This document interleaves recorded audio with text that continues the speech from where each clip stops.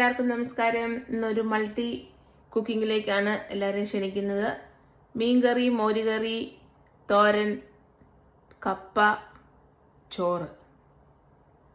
അപ്പൊ കാണാം. 5 ബർണറും കത്തിച്ചിട്ടുണ്ട്. 5ാമത്തെ ബർണർ ചോറ് തിളച്ച് കിടക്കുകയാണ്. നമ്മള് തോരൻ, മോരുകറി, മീൻകറി, കപ്പ എല്ലാത്തിലും സൺഫ്ലവർ ഓയിലാണ് ഉപയോഗിക്കുന്നത്. എല്ലാത്തിലും നമ്മള് എണ്ണ ഒഴിച്ച് കടുക് പൊട്ടിട്ടുണ്ട്.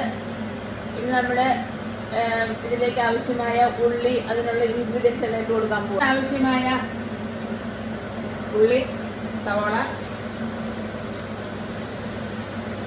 കറിവേപ്പില, പച്ചമുളക്,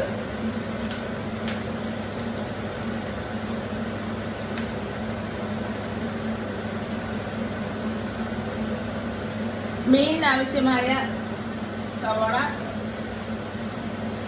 കറിവേപ്പില,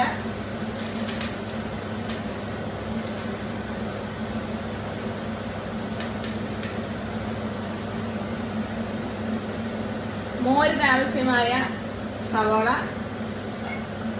കറിവേപ്പില.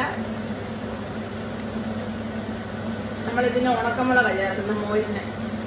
ഇത്രയും മതി ഉള്ളി. ബാക്കി നമ്മൾ മീനിന് ചേർത്തതാണ്. എല്ലാത്തിനും ആവശ്യമായ ഉപ്പ്. ഇഞ്ചി ആവശ്യമില്ല. അപ്പം നമ്മൾ മീനിനുള്ള ഇഞ്ചി, വെളുത്തുള്ളി, മോരിനുള്ള ഇഞ്ചിയും വെളുത്തുള്ളി, മോരിലേക്ക് ആവശ്യമായ വത്തലമുളക്, മീനിന് ആവശ്യമായ മസാലകൾ, മുളക് പൊടി, മഞ്ഞൾപ്പൊടി, കുരുമുളക് പൊടി, മല്ലിപ്പൊടി, ഉലുവപ്പൊടി, മോരിന് ആവശ്യമായ മഞ്ഞൾപ്പൊടി, മോരിന് ആവശ്യമായ തക്കാളി, തോരന് ആവശ്യമായ തേങ്ങ, മീനിന് ആവശ്യമായ തക്കാളി. അതിലേക്ക് നമുക്ക് പുളിവെള്ളം ഒഴിച്ചു കൊടുക്കാം.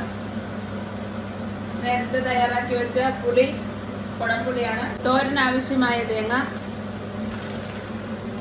തോരൻ വെക്കുന്നത് ബീറ്റ്റൂട്ടും ക്യാരറ്റും കൂടെ ഒരുമിച്ചിട്ടാണ്. ഇളക്കി തേങ്ങ എല്ലാം കൂടെ ഇളക്കി നമുക്ക് പൊത്തി വെക്കാം. നേരത്തെ തയ്യാറാക്കി വെച്ച പുളി കുടംപുളിയാണ് കൊടുക്കാം. എന്ന് പറയുന്ന മീനാണ് ഇന്ന് കറി വെക്കുന്നത്. മസാല റെഡിയായി. തൈര് നമ്മളതിലേക്ക് ഉടച്ചു വെച്ച് തൈര് നമ്മൾ ചേർത്ത് കൊടുക്കാം.